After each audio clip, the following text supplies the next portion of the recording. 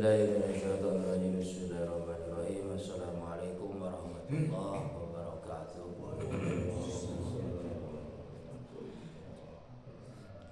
Hamdan wa syukran lillah, ma ba'du. Allahumma shalli ala sayyidina Muhammad wa ala ali sayyidina Muhammad. Rabbi shrah sadri wa yassir li amri wa hlul 'uqdatam min lisani yafqahu qawli. Rabbi zidna ilman nafi'a wa rzuqna fahma wa amalan mutaqabbala. Allahumma yassir umurana wa la tu'assir ya Allah. Para jamaah sholat subuh yang dirahmati Allah Subhanahu wa taala, alhamdulillah dengan izin qudrat iridat Allah Subhanahu wa taala pada pagi ini kita semua masih diberikan kenikmatan yang luar biasa, yaitu fadhil dari Allah, ditapkannya hidayah inayahnya sehingga kita semua bisa beristiqomah untuk meraih keriduannya melalui thalabul ilmi. Mudah-mudahan kita benar-benar bisa menggapai ridho rahmat dan maghfirahnya. Amin Allahumma amin. Para jamaah sholat subuh yang dirahmati Allah Subhanahu wa taala, untuk kajian terakhir itu tentang masalah sholat istisqa. Insyaallah untuk pagi ini yaitu tentang sholat Idain atau 2 kali Idul Fitri ya. Kalau sholat kemarau nggak ada ya, kemarin aja. Sholat sunat Idain ya, 2 Idul Fitri. A'udzubillahi minasyaitonir rajim. Al-Babus Samin Raqai bin Rusti rahimahullah ta'ala nafa'na bil biqarmati dan Nabi Aswari. Al-Babus Samin fi sholatil Idain, bab ke-8 tentang sholat 2 perayaan. Ajma ulama ala tisanil ghusli li sholatil Idain wa annahuma bila adzanin wa la iqamatin li subuti dzalika an Rasulillah sallallahu alaihi wasallam illa ma hadasa min dzalika Muawiyah fi asil aqwil qala. Sepakat para ulama bahwasanya sholat 2 baik Idul Fitri atau Idul Adha itu dianjurkan untuk melaksanakan apa? Mandi dulu ya atau adus ya, dianjurkan. Kemudian sepakat ulama itu tidak ada apa? Adzan dan tidak ada qomat untuk pelaksanaan sholat Id 2. Karena sudah ditetapkan yaitu hadis dari Rasulullah SAW, kecuali ada riwayat yang dibuat-buat, terutama dari jalur siapa? Muawiyah pernah ya dibuat-buat, yang mana itu menurut pendapat yang benar. Tapi tetap intinya ada yang membuat-buat, ada adzan sama apa? Qomat. Tapi kesepakatan para ulama dan kebanyakan hadis tidak ada apa? Adzan dan qomat. Paling juga suka ada apa? Mutawibnya untuk memulaikan sholat dan untuk mengindikan khatib biasanya. Kalau untuk adan qomat enggak ada. Kemudian kata Abu Umar wa kadzalika ajma'ala anna sunnata fiha taqdimus shalah al khutbah li subuti dzalika aidan ani Rasulullah sallallahu. Kata Abu Umar juga sepakat para ulama bahwasanya sunnat untuk pelaksanaan sholat Id itu mendahulukan sholat dan mengakhirkan khutbah, dan sudah ditetapkan hadisnya dari Rasulullah sallallahu alaihi wasallam. Illa marwiya an Utsman bin Affan annahu akhir sholat wa qadimul khutbah li ala yufariqun nas qabla al khutbah, kecuali riwayat dari siapa? Sayyidina Utsman bin Affan. Kalau dari Utsman bin Affan diakhirkan sholatnya, diawalkan khutbah. Apa tujuannya beliau? Supaya apa? Tidak lantas bubar para jamaah kalau misalnya khutbah diakhirkan, itu tujuannya. Jadi kalau seandainya kita menemukan ada khutbah dulu sholat di akhir, itu ada jalurnya dari siapa? Sayyidina Utsman bin Affan. Tapi kebanyakan tetap sholat didahulukan, khutbah diakhirkan, kebanyakan yang lain dan sahabat-sahabat yang lain. Wa jamu aidan ala anna la tuwafiqul fil qira'ah fil aidin. Kemudian sepakat para alim ulama juga sungguhnya tidak ada apa? Ketentuan untuk bacaan sholat Id 2. Jadi tidak ada yang surat yang harus ditentukan, namun suka ada penganjuran dan suka ada yang sering didengar dari siapa? Pekerjaan atau fi'lur Rasulullah sallallahu alaihi wasallam. Kemudian wa aksarum istahaba yaqra fil ula yusabbi sabhi. Kebanyakan para ulama cuma menganjurkan saja kalau bisa untuk bacanya yang awal apa? Yaitu surah Al-A'la ya, kalau bisa al-hafal, yaitu apa? Sabis marobikal a'la, surah Al-A'la. Wa bisaniya bil ghasyiyah, yang kedua yaitu surah Al-Ghasyiyah. Litawatiri dzalika an Rasulullah, hadisnya yaitu riwayat yang secara mutawatir dari Rasulullah sallallahu alaihi wasallam. Mutawatir teh tidak ada kesempatan kan untuk mendusta gitu ya. Hadis yang mutawatir. Jadi itu cuma menganjurkan saja, mau dibaca kalau hafal mangga, kalau tidak pun tidak apa-apa. Wastaba Syafi'i fiha biqaf wal Qur'anil Majid. Kalau dari Imam Syafi'i menganjurkan kalau hafal yaitu surah Qaf dan surah Al-Qamar. Waqtarabat as-salisu buti dalika anhu alaihi wasallam, yang mana hampir keterangan tersebut itu yaitu ada riwayat yang ditetapkan dari siapa? Baginda Rasulullah SAW, yaitu terletak surah Qaf dan surah Al-Qamar. Kemudian itu yang sepakat para ulama. Ada yang menjadi perbedaan. Waqtalafu min dalika fi masain asyhar wa ikhtalu fit takbir. Ada yang masyhur, yang menjadi perbedaan suka ada aja dari dulu sampai sekarang pun ada. Pertama masalah takbir ketika bersolat. Wa dalika anu uqiya bidzalika Abu Bakar bin Mundir nahwan misni asyara qaulan. Dihikayatkan dari Abu Bakar bin Mundir itu perumpamannya hampir ada 12 pendapat, namun tidak akan diungkap semuanya. Illa anna nadzkiruka min dzalika masyhur alladhi yasnu ila sahabati aw sama'i. Namun kecuali saya cuma akan menjelaskan yang maksudnya saja yang bersandar dari para sahabat dan dalil naqli. Fanaqulu dhahaba Malik ila anak takbiro fil ula min raqatil idain sab'u ma takbiratil ihram qoblal qiraah wa bisaniyah situn ma takbiratil ihram qoblal qiraah wa bisaniyah situn ma takbiratil qiyam minas sujud. Kalau dari jalur Imam Malik itu takbirnya cuma apa? 7 kali takbir, jadi sama takbiratul ihram yang dia itunya yang bahasa itunya jadi 6.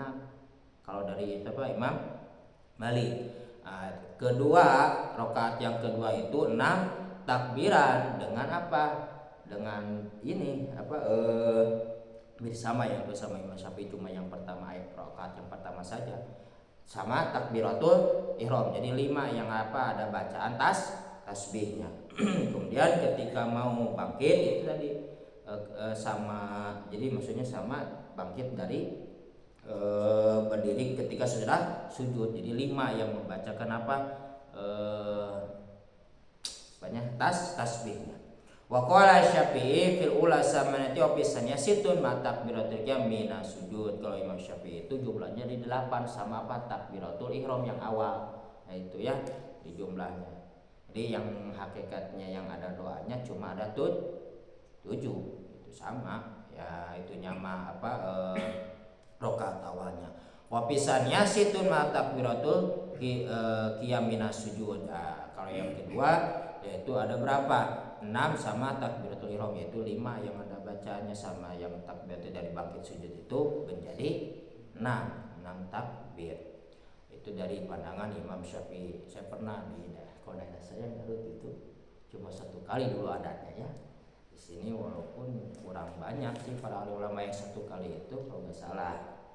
Maka saya ganti ketika saya memimpin di sana. Ada yang sampai 1 kali takbir disamakan dengan sholat yang lain. Tapi kalau lihat ke sini dan yang masyhur nanti ya mudah-mudahan ada di sini. Wa qala Abu Hanifah yukabbiru fil ula salasan ba'da takbiratul ihram yarfa'u yadayhi fiha. Kalau dari jalur Abu Hanifah itu takbirnya 3 kali sesudah apa takbiratul ihram mengangkat 2, jadi 4 sama takbiratul ihram dari jalur Abu Hanifah rakaat pertama. Sumaya qaumil Quran wa surah, kemudian baca yaitu surah Fatihah dan surat yang lain. Sumayu kabiru rokean, kemudian takbir ruku wala yarku yadaihi. Namun kalau misalnya yang ruku tidak mengangkat tangan, itu dia jalur Abu Hanifah, dia tidak mengangkat tangan, langsung melaksanakan ruku, cuma ada bahasa takbir. Fa idza qama ila saniyah kabara wala yarfa yadi wa qira'atil kitab wa surah, kemudian melaksanakan berdiri yang kedua dan membacakan takbir dan tidak mengangkat lagi tangan, dan beliau pun membaca surah Al-Fatihah Fatihah dan suratnya. Summa kabaro sasa takbiratul yarfa'u fi yadaihi. Kemudian beliau membaca takbir 3 kali dan mengangkat 2 tangannya. Summa yukabiru likuru wala yarfa'u fi yadaihi. Jadi yang rakaat kedua itu kalau dari jalur Abu Hanifah baca dulu kalau yang pertama biasa 3 kali ya, ada takbirnya 3 kali, kemudian baca surat dan Quran. Yang rakaat kedua itu baca dulu Quran, Fatihah sama surat, kemudian takbir yang 3 kali ketika mau ruku. Itu dari jalur Abu Hanifah. Kalau misalnya kita nanti ada sholat Id, pelaksanaannya begitu, ada jalurnya ya. Jadi awalnya 3 kali takbir, namun di rakaat 2 Fatihah dulu, surat, baru yang 3 kali takbir melaksanakan ruku. Itu dari jalur Abu Hanifah. Kemudian waqala qaumun fiha tis'un waqala qaumun, sebagian ulama yang lain itu tis'un fi kulli rakaatin, yaitu ada berapa? 9 takbiran setiap rakaatnya.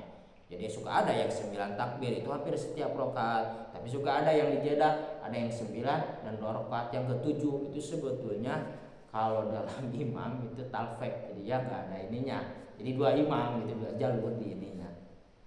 Jadi sebagian kaum itu setiap rakaatnya berapa? 7 kali 9 kali takbir setiap rakaat. Di mana jalurnya? Wa ruwiya an Ibnu Abbas awal Mughirah bin Syu'bah wa Anas bin Malik wa Sa'id bin Musayyib. Itu yang 9 kali tiap rakaatnya membacakan takbir. Wa fihi qala An-Nakhai, dan ini pun dikemukakan oleh Imam An-Nakhai yang 9 kali takbir setiap rakaat.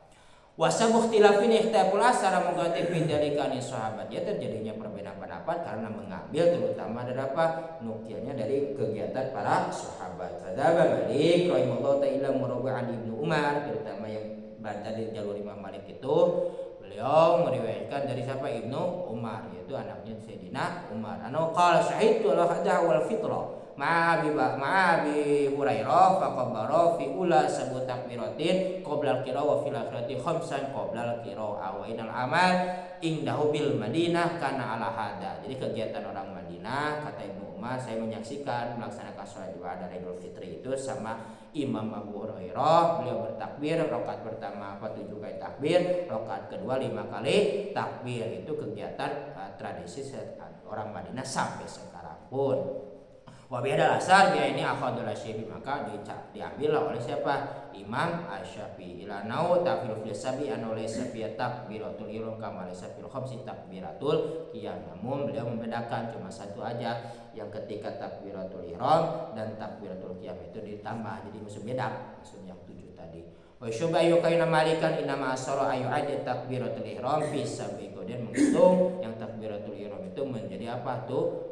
7, dibedakan tersebut. Wa ba'da takbiratul qiyam zaidan al-khamsi muriyati anil amal al-fahu ala dzalika. Kemudian masa takbiratul yang penambahan sesudah bangkit dari sujud, itu pun pekerjaan ahli Madinah yang sering dipraktekkan.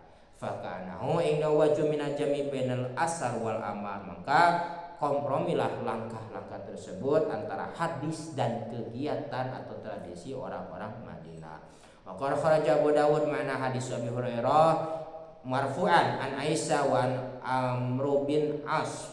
Kemudian dan dikeluarkan juga yang tadi 7 kali takbir sama 5 takbir itu oleh siapa? Imam Abu Dawud, hadis dari Abu Hurairah secara marfu kepada siapa? Siti Aisyah radhiyallahu an, dan kemudian Aisyah dari Amr bin As. Dan diriwayatkan juga anna su'ila Abu Musa al-Asy'ari wa Hudzaifah bin Yaman kaifa kana Rasulullah. Diriwayatkan dari Abu Musa al-Asy'ari wa Hudzaifah bin Yaman, bagaimana pekerjaan Rasulullah yukabiru fil adha wal fitra, ketika takbir salat Idul Adha dan salat Idul Fitri. Faqala Abu Musa, kata Abu Musa, kana tidak selesai yukabiru arba'an alal janazah, beliau pernah takbir sampai berapa? 4 kali takbir seperti pelaksanaan apa? Salat jenazah. Faqala Hudzaifah, kata Hudzaifah, sadaqah, benar enggak? Faqala Abu Musa, kata Abu Musa, wa kadzalika kuntu akbaru fil Basra hina kuntu alaihi. Kalau kegiatannya pun saya bukti di daerah Basra itu sampai sekarang, kata beliau, saya melaksanakannya itu tadi 4 kali berapa? Takbir. Wa qala qaumun bihada wa amma bunifa wa sirul kufiyina fa innahum ya'tamadu fi dzalika al ibnu Mas'ud. Kemudian kata Abu Hanifah dan kelompok-kelompok ulama Kufah, beliau berpedoman bahwasanya beliau mengambil dari siapa? Ibnu Mas'ud. Jadi kalau yang 3 kali itu jalurnya dari siapa? Ibnu Mas'ud. Wa dalika anu subita anu kana yu'allimu sholatul Aid ala sifatil muqaddimati, yang mana Ibnu Utsman mengajarkan begitu yang tadi yang sudah diceritakan 3 kali takbir. Ketika apa? Rakaat pertama awal, ketika rakaat kedua takbirnya mau ketika ruku, yang 3 kali takbir itu jalurnya dari siapa tadi? Ibnu Mas'ud. Wa nama saraja bi ilal ahdi bi qauli sahabati badil mas'alah. Kemudian yang menjadi perbedaan lagi wa kadzalika ikhtalafu fi raf'il yadin inda kulli takbiratin. Bagaimana ketika mengangkat tangan? Itu suka jadi perbedaan, ada yang mengangkat tangan, ada juga yang tidak. Faminu mar'a dzalika wa ba'du asyafi. Kalau ada jalur Syafi'i yaitu ketika takbir pasti apa? Mengangkat tangan. Ada juga minhum malayar faroka fi istiftahil bakom. Tidak ada, cuma awalnya saja. Ketika awal mengangkat tangan biasa takbiratul ihram, sisanya itu cuma kalimat takbir saja, tidak mengangkat tangan. Kalau ada yang begitu tidak apa ya, itu yang tidak mengangkat tangan. Wa minhum min khairin. Nah, dari sebagian ulama itu memberikan alternatif. Sebagian ulama yang lain memberikan alternatif, mau mengangkat tangan enggak, mau tidak mengangkat tangan pun tidak apa-apa, yang penting ada perbedaan kalimat takbir gitu ya. Namun saya juga heran gitu ya, kalau dari jalur sana yang tadi yang kita sudah kaji, saya pernah saya memimpin di sana, di mana di Garut. Yuk tradisinya dari dulu 1 kali takbir, ketika saya memimpin dirubah gitu. Beliau mungkin ada gitu ya, ada jalurnya. Mungkin kalau dari kita yang masyhur yang sudah kita kaji, yang 1 kali takbir itu tidak ada. Kalau ada kan biasanya ada kasairi sholat, sepertilah pelaksana sholat yang lain. Ada juga tadi paling sedikit berapa? 3 kali takbir. Kalau bisa dari jalur siapa? Abu Hanifah. Kemudian paminu satu lagi, wahtaraku piman tajib wali sholat id. Kemudian yang diperbedaan kepada siapa wajib melaksanakan sholat id. Ani wujubi sholat, maksudnya wajib sunat melaksanakan sholat id. Faqala taifatan yusri al hadir wal musafir, yaitu sebagian ulama mengatakan wajib sholat sunat id dan sholat idul fitri 2 itu sholat id 2 itu kepada orang yang ada di tempat dan orang yang ada di perjalanan, wajib sunat. Terutama dari siapa yang dipegang? Waqala Asy-Syafi'i wal Hasan Bisri, dipegang oleh Imam Syafi'i dan Hasan Bisri, wajib sunat kepada yang tadi disebutkan. Wa qadriba qala Syafi'i na yasawi ahlil bawadi, dan Imam Syafi'i pun menekankan wajib sholat sunat Idul Fitri dari itu kepada orang pedalaman juga. Waman la yajmu hatta maratabi baiti, sehingga walaupun tidak mewajibkan sunat juga kepada golongan perempuan untuk pelaksanaan di rumah, maka berjamaah maka. Waqala Abu Hanifah wa Syafi'i inna matajibu satu Jumat al-Idain ala ahli absar wal madani warwiya an Ali anu qala Jumat wala tusyab ila bil masjid jam'i warwiya an Zahri anu qala salatul fitr wal adha alal musafir. Itu kalau dari Abu Hanifah itu wajib sunat sholat ini itu kepada siapa? Yang ada di mukim. Kalau ada tamu tidak wajib. Seperti apa? Beliau mengkiaskan seperti sholat Jumat kalau dari jalur Abu Hanifah. Di mana dalilnya, rujukannya kepada siapa? Sayyidina Ali qadallahu wajhah, dari Abu Hanifah itu, yaitu gitu bahasanya, kata beliau la jum'ata wala tasyiqu illa bi misli jami'an. Tapi sebagian riwayat itu dari Imam Zuhri itu la sholata sunah fitrah wala adha ala musafir. Jadi tidak ada sholat Idul Fitri atau Jumat kepada orang yang sedang musafir, jalurnya ke sana. Kalau yang tadi diwajibkan sunat, yaitu terutama sholat id dan itu kepada siapa? Yang tadi dipegang oleh Imam Syafi'i. Wa dzalika anau subita anau alaihi wasallam umirun nas bil khuruj lil idain wa la ya'muru bidzalika fil jum'ah. Hadisnya yang kedua yang dipegang Imam Syafi'i, terutama wajib sunat kepada golongan wanita, itu hadisnya yang tadi kata baginda Rasul diperintahkan kepada golongan perempuan untuk keluar melaksanakan sholat id 2 dan tidak diperintahkan untuk melaksanakan sholat Jumat. Itu hadisnya yang dipegang oleh siapa? Imam Syafi'i, perintah untuk perempuan pelaksanaan berjamaah bareng. Ya, karena banyak nanti perbedaan, terutama yang ketika sholat Idul Fitri yang berkaitan 1 hari dengan sholat Jumat juga ada yang ini nanti ya, mungkin takut kesiangan dan Kelihatan kalau ngaji khusyuk biasanya suka ngararantuk. Enggak, ada pertanyaan? Ada pertanyaan? Biasa. Itu begitu banyaknya perbedaan. Sebenarnya Nabi ngerjaannya yang bagaimana? Itu bagus pertanyaan. Bagaimana pekerjaan Nabi? Karena gini, kenapa ada perbedaan? Kan sering saya ungkapkan ya. Ketika bersama sahabat ini melihatnya begini, ya. Ketika suatu saat melihatnya beda lagi, gitu ya. Akhirnya beliau pun menjadi pedoman. Artinya gini, tidak ada satu sahabat yang bergandengan terus dari beliau ada sampai meninggal. Artinya ada yang sampai beberapa tahun, ada juga sebagian ulama beberapa bulan. Saya pernah melihat baginda Rasul begini kegiatannya. Beliau pun mengeluarkan fatwa. Sedangkan yang sahabat yang sering ada ini, sebetulnya lebih bagus kita mengambil pada sahabat yang sering, terutama yang 4 itu ya, belum Rasyidin. Bagus itu kan paling bertahun-tahun. Ada yang berpedoman kepada orang sahabat yang cuma beberapa bulan, ada gitu. Jadi terjadinya perbedaan itu. Kalau ini kan sholat Id, berarti setahun sekali. Ya. Berarti yang sering itu kan Abu Bakar, Umar, ya. Tapi ini kan banyak sekali itu, ada yang perbedaannya sampai ada yang 3, ada yang 7, ada yang 9. Dan beliau pun yang melihat mengerjakan seperti itu. Beliau mengeluarkan fatwa itu karena beliau melihat baginda Rasul melakukan begitu. Gitu. Tapi hadis yang akurat seperti itu ada diterangkan. Ada kan tadi semuanya itu kan pendapat para sahabat, para imam, tapi tidak ada hadis yang menerangkan seperti jelas gitu. Takbir yang lebih ininya. Enggak, hadisnya itu yang jelas gitu bahwa misalnya 7 atau 8 atau 9. Untuk bilangan yang lebih khususnya tadi mungkin secara ini tidak ada, namun secara jalurnya tadi sudah disebutkan. Di antaranya ada yang kata baginda Rasul pernah pelaksanaan sampai 4 kali takbir. Yang 7 tadi ada. Dari mana jalurnya tadi itu ya? Dari terutama dari Abu Umar. Beliau mengatakan beliau, artinya beliau melihat kegiatan Rasul yaitu sampai 7 kali begitu. Tapi namun kata tadi Ibnu Mas'ud, kemudian kata Abu Musa, beliau cenah melihat baginda Rasul itu cuma 4 kali takbir. Jadi maksudnya yang 4 kali takbir yang dipegang Abu Musa itu berkaitan dengan takbiratul ihram.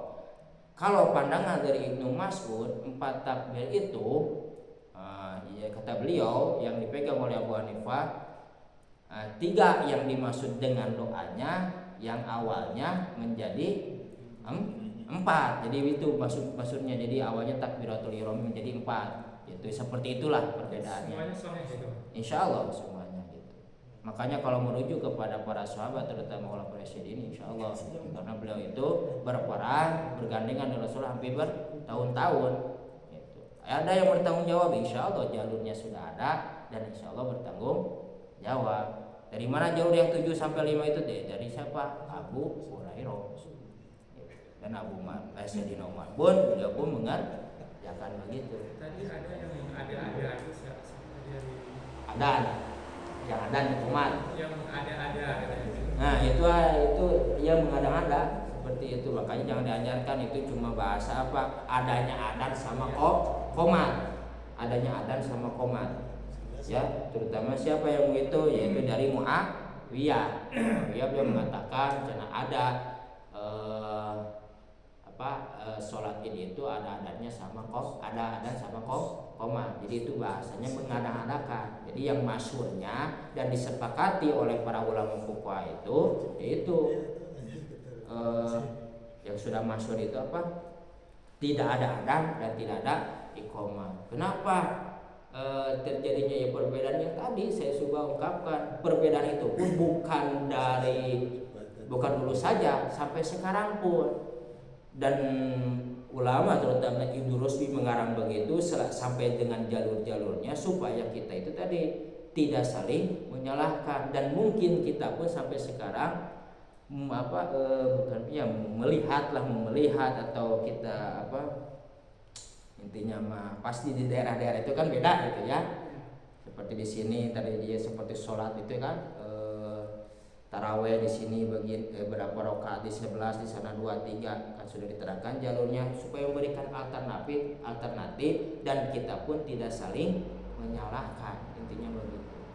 Kalau untuk mencari yang benar, wallahu a'lam, insyaallah semuanya ingin mencari yang lebih baik. Namun saya memberikan jalur-jalurnya, bahwasannya begini takbir sampai para sahabat ke sini jalurnya, dan pun insyaallah syahid ila Rasulullah, beliau pun pasti menyaksikan kepada Rasulullah. Kemudian ada juga yang menambahkan, Rasulullah cuma memberikan isyarat, nah sahabat akhirnya memberikan karena ada isyarat itu pelaksanaan kebaikan, maka beliau pun menambahkan para sahabat. Rasul menyalahkan tidak, seperti sholat sunnah syukril wudu, kemudian taraweh kan, taraweh itu sampai 23 Abu Umar itu beliau kesempatan karena di bulan Ramadan itu banyak fadilahnya, beliau pengen lebih banyak bilangannya.